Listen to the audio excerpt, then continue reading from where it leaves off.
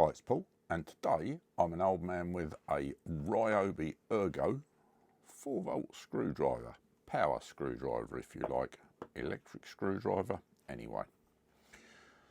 I actually bought this in January 2022, and in absolute honesty I didn't bother reviewing it at the time because I thought it was going to be a bit of a toy. I thought it was going to be a bit lightweight and probably fail on me. However, here we are 18 months later, as at the time of filming, and it's actually all right. It's pretty good in fairness. So first off, I bought it from B&Q. B&Q is a big box DIY store in the UK, similar to Home Depot kind of thing if you're watching from the States. And I paid £28.80 for it in UK pounds. From looking on the web now, I'm struggling to find too many places that are selling this exact version.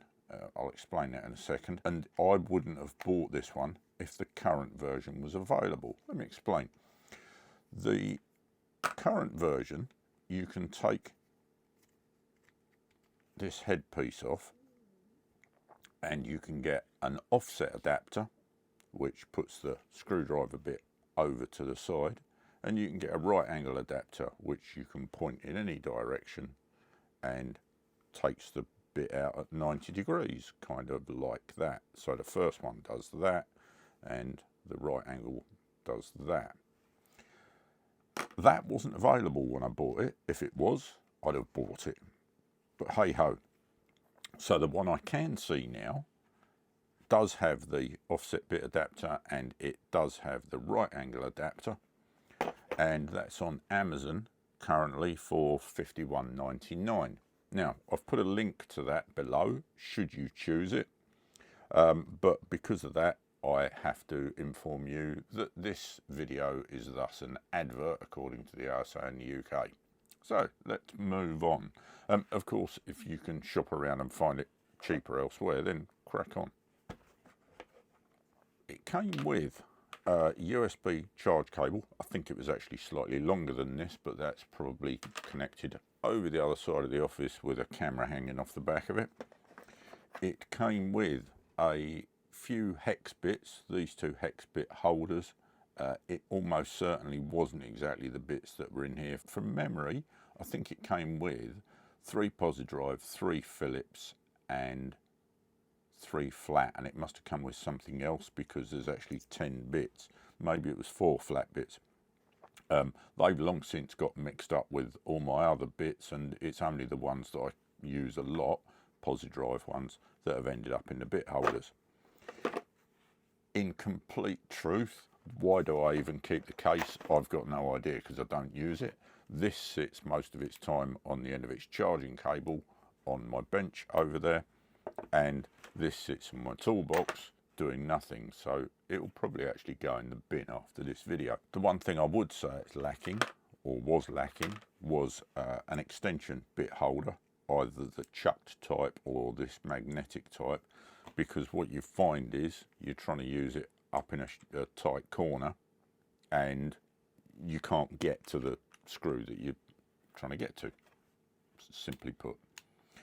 So if the one that you're looking at, if you decide to buy one, if the one that you're looking at doesn't come with an extended bit holder, it may be worth you considering that. As I say, either one with a chuck or a magnetic one like I use. I've got both. It's just I keep the magnetic one with it because it's more useful, makes the screwdriver longer. The bit holder itself in the tool is magnetic, so the bits don't drop out if you turn the tool vertically. And about the tool itself, let's take that out.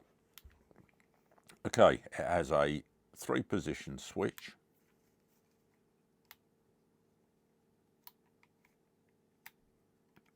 And that takes care of the forward and reverse function. Let's move this out of the way for a second.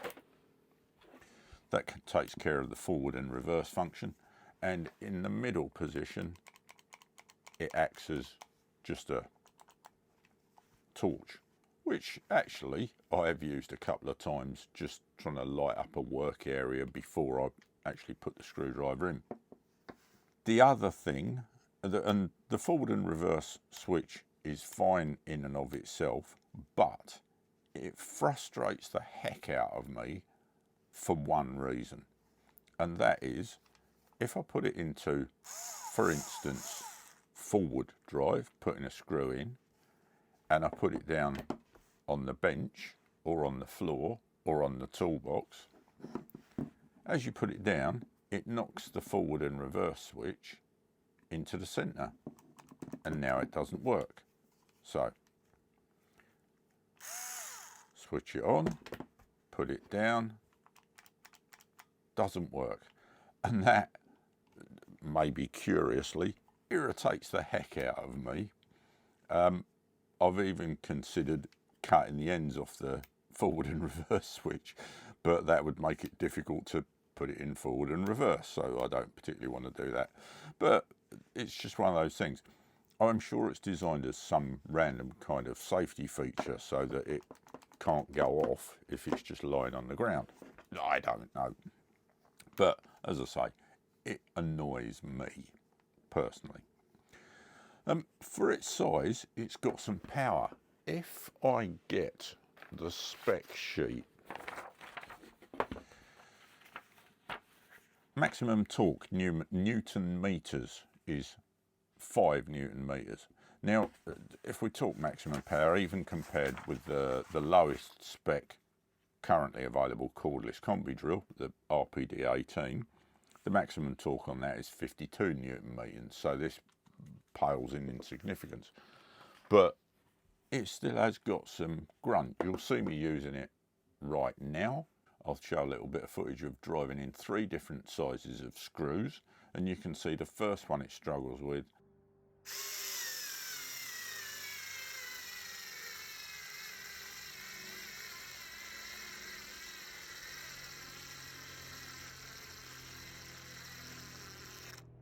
The second one it sort of just about manages, but you wouldn't want to do a lot of them.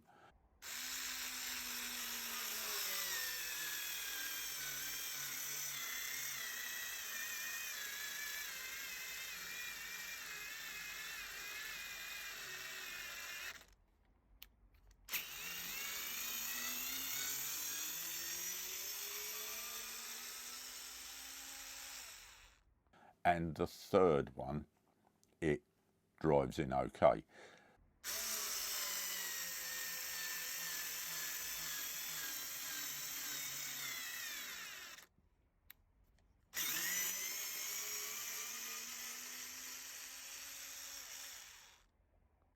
For me, if I'm building a bit of flat pack furniture or something like that, or just putting a few, maybe half a dozen screws in to put a shelf up in the house or in here, then it's fine.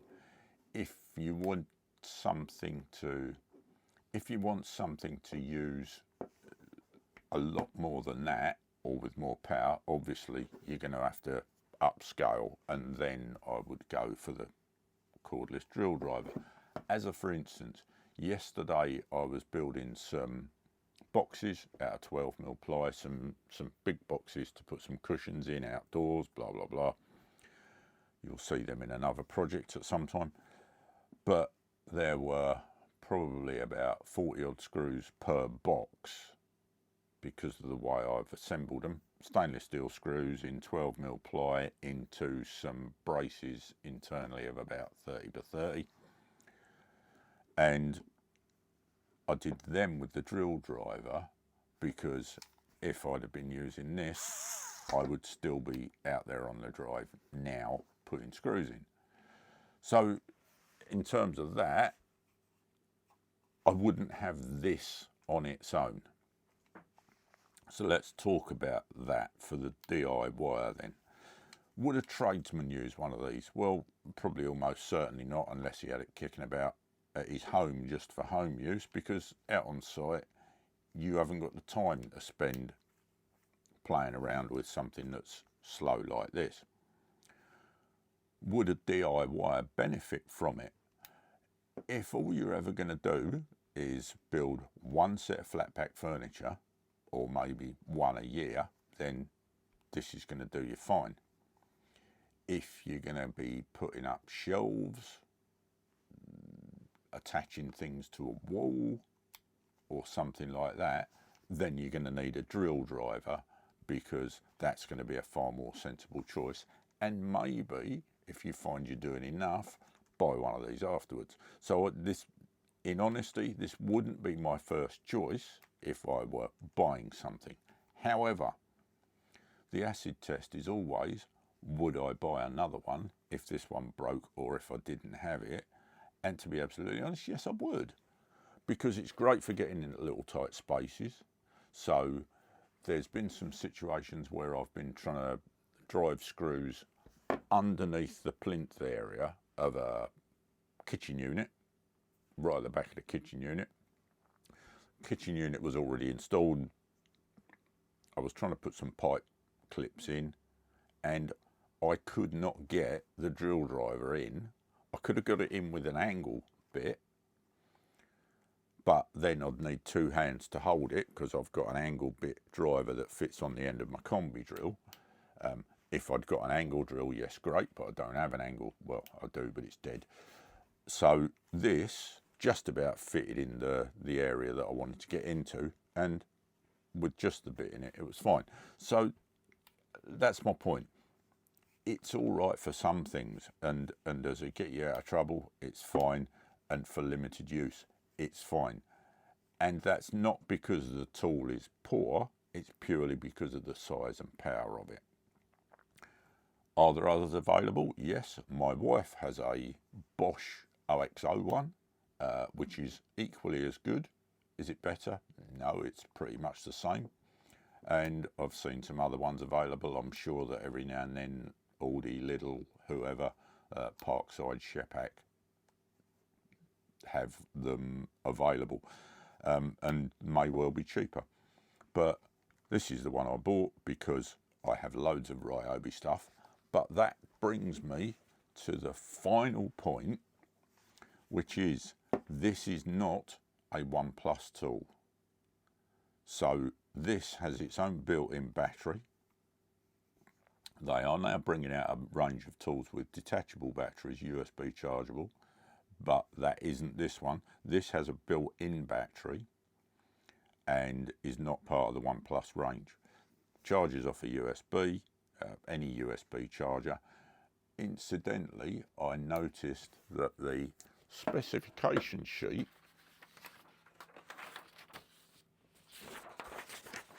actually shows it with a charger, and I'm pretty sure that when I bought it, it didn't come with a charger. It came with a cable, but not with a charger.